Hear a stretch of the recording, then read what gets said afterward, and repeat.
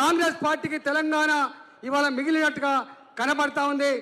ఆనాడు కేసీఆర్ కుటుంబ పాలనతో ఎట్లా దోసుకున్నాడో ఆనాడు ఆయన దోసుకుంటే ఇవాళ 2.5 సంవత్సరాల కాలంలో అంతకంటే ఎక్కువ దోపిడీ జరిగినట్టుగా ప్రజలు భావిస్తూ ఉన్నారు. గ్రామాలకు పోతే మొక్కజొన్న రైతులు కన్నీళ్లు పెడుతున్నారు. వడ్ల కొండలని చెప్పి వడ్ల రైతులు కన్నీళ్లు పెడతా ఉన్నారు.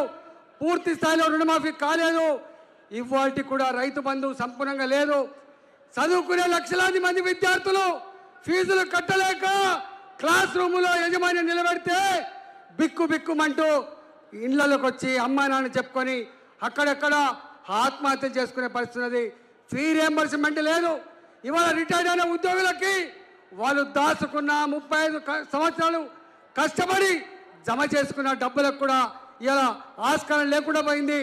ఒక్క మాటలో చెప్పాలంటే తెలంగాణ అప్పుల ఊబిలో కూరుకుపోయింది.